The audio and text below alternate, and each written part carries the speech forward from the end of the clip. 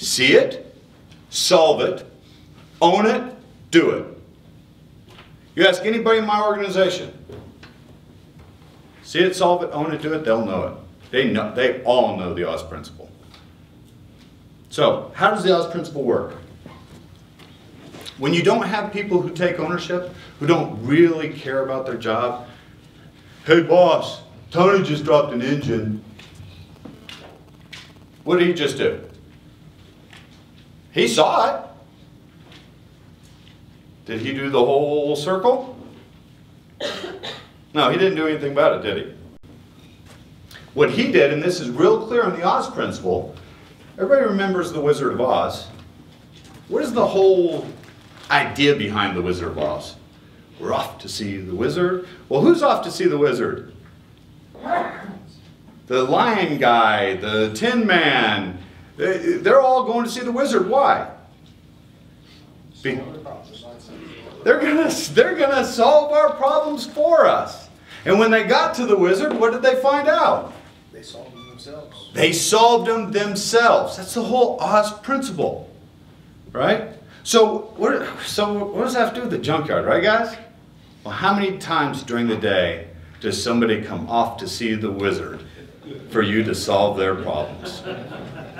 And you're going to break out your mirrors and your smoke and your flashy lights and you're going to tell them what to do, aren't you? Well, the more you do that, guess what? The less ownership they take. And the more discretionary time you're allowing. So what do you want them to do? See it? Great, you saw the engine.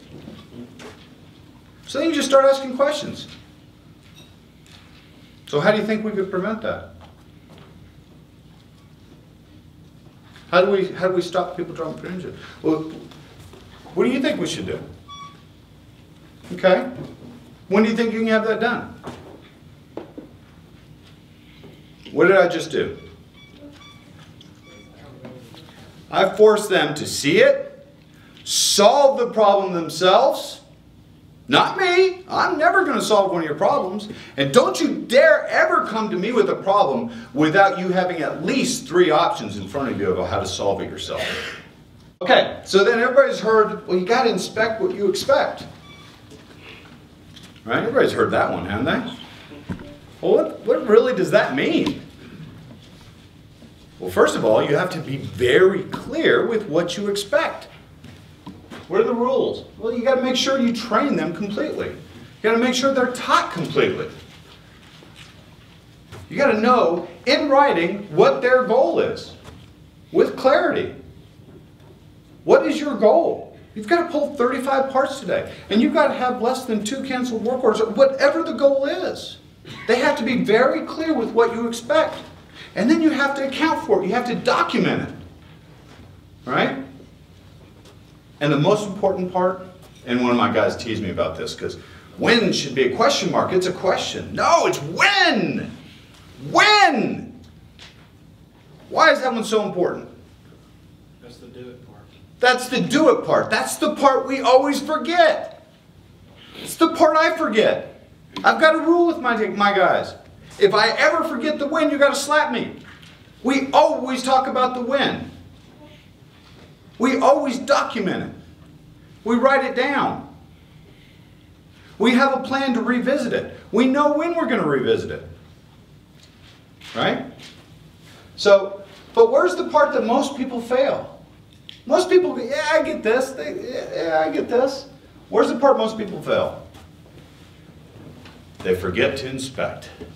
Hey, Johnny, go clean off the airbag rack. They didn't say when, right? Maybe they did remember when. Can you have that done by Friday? Guess what? Friday comes along, the owner gets real busy, zip, zip, zip, zip, zip, zip. We forget to go look. We just assume it's done. About 3 weeks later, what happens? We go out there and what's going on with the airbag rack? It's a mess. Well, whose fault is that? It's your fault. Because they kind of counted on you not inspecting. Hell, you forget all the other things you told me to do and didn't inspect. So, I'm going to teach you how to accurately inspect. Called death by meeting. Great is probably the one thought, the one idea that just changed my company. Completely changed it around. Why? Because we were spending all our time running around scratching our head why Johnny didn't clear off the airbag rack. Right? I even introduced this concept to a friend of mine in this business, and he said, Kent, I don't have time for all these meetings you do. So I calculated it up. I do 2 hours a week of meetings. And all my meetings are surrounded around inspecting. It's actually 2 hours. I'd rather spend 2 hours a week inspecting than 14, 15 hours a week losing my cool because they didn't clean off the airbag rack. Does that make sense? Does anybody disagree with that? So, how do you do this? I mixed it up a little bit. I read death by meeting. I did a couple things a little bit different than death by meeting. Every morning, except for Saturday and Sunday, but every morning at 7:23, not 7:20, not 7:25, at 7:23, every one of my managers has to do what? Get on a conference call, and for 15 minutes, we actually have a mechanism to stop us at 15 minutes. We have 15 minutes for them to report to us, their bosses, what they did yesterday. What their 3 to 5 key numbers were. Everybody's got them. Everybody's got them. Salesman, how much did I sell? How much did I credit? How many warranties did I sell? Am I ahead of goal or below goal? Right? Guys, that's actually a lot easier than what a lot of you are doing. Wouldn't it be nice to just get on a call every morning for 15 minutes and they got to tell you what they did? Shannon, would you like that? Sure. 15 minutes. Then after that, we have the 15, I don't have this on here, daily. I have the 15-minute meeting with the people who just directly report to me. We call that the OODA loop meeting. What's the OODA loop meeting? It's real quick. What did we hear on the previous call? Whose numbers are out of whack? Now, do I care about what the plan is to fix it? Well, I don't care. I just want to make sure they saw it and they tell me when they're going to have it fixed. It's just a way to make sure people are seeing the problems and addressing them. Right? So there's a whopping 30 minutes a day I work. Once a week, we meet for 30 minutes. In that 30 minutes, that's when we assign projects and put due dates on them and review them. I'm not a jerk. If they need more time, I give more time. All I ask is 2 days before the weekly meeting. You change the date and put a note on it. Everybody can do that on an Excel spreadsheet. Hey, I need more time, boss. Hey, that's cool. But come that Monday afternoon meeting, if it ain't done, we might have to have an extra powwow about why you didn't do what you said you were going to do. Okay? Monthly. That's when we review all the financials we went through. And yes, I try to include as many people as I can. It's not completely open book. Okay, I don't have my part pullers on it. I don't have my dismantlers. I don't have my drivers. But I open the book to as many salespeople, as many people as I can. Because I want them all to do what? Understand that they got to act like owners. They're in this too. If we don't do well, guess what? I'm going to go out of business or sell to LKQ. How would you like that? Not very good, would you? And I don't understand why owners do this. They keep their profits secret. Oh, we don't want employees to know that we have to be profitable. Oh my God, we don't want them to know we're profitable. Well, in my organization, everybody understands we have to be profitable. We have to. Now, I'm going to invest a certain percentage back into the company, but profits are what drives us. That's what we're here for. So they're all going to be tied to our profit, and they're going to do that on a monthly basis. Every quarter we go through, review our 12-month goals. Where are we on our 12-month goals? Yep, and once a year, we review our 5-year goals. Very strategic, very high, where are we going? Where do we want to be 5 years from now? So the best way to explain it is we're looking way out there once a year, kind of out there 4 times a year, kind of out there a little bit more once a week. What happened yesterday? All right? Fierce conversations. What is fierce conversations? Nobody likes having those, Dad, you can't keep coming in here and telling Joe what to do. He works for me.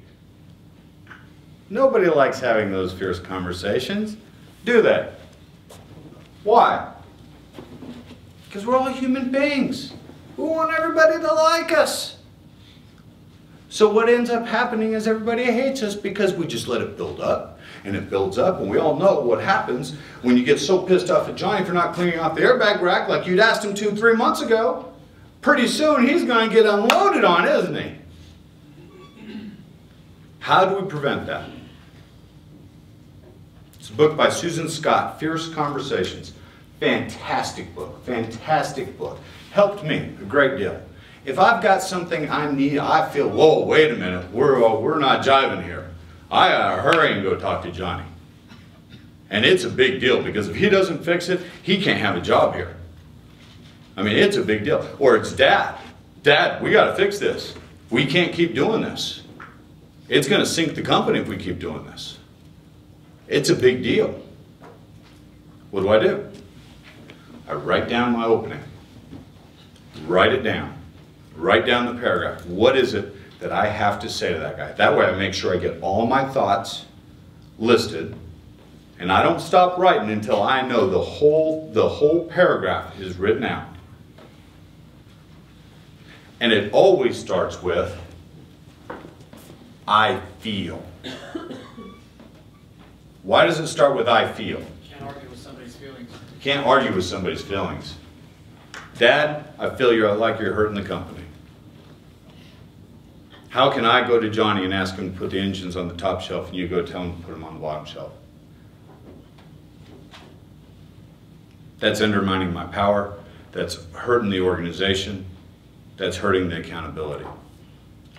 Can we come to an agreement? If you want Johnny to change the way he puts the engines on, can you come talk to me first? Pretty good fierce conversation, don't you think, guys? How many people have here have read Good to Great? Fabulous book, isn't it, guys? I'm not going to rehash Good to Great very much, other than, guys, if all the other stuff isn't working that we've talked about, and you're still not getting performance, guess what? You got the wrong people on the bus. You got the wrong people on the wrong seat on the bus. And you owe it to them, you owe it to yourself, to help them find the job that they're better suited for. And it's probably not with your organization. All right? Now, the last thing I want to talk about is, so what is a culture of accountability? What is it when it's really working right? How does it look? You ask anybody at Weaver now. They love their job. 95% of them, the 5 that might not be with us a couple months from now, probably don't. Morale is high. Most of the time on those calls, at least 85% of the time, it's good job, great job, you're my hero, you are fantastic. It's a challenging job. You ask the employees, it's challenging. You know when it feels right. When you've got a culture where everybody is holding everybody accountable and there's a clear system of what they need to do to get the job done. All right, thank you very much, guys. Appreciate it.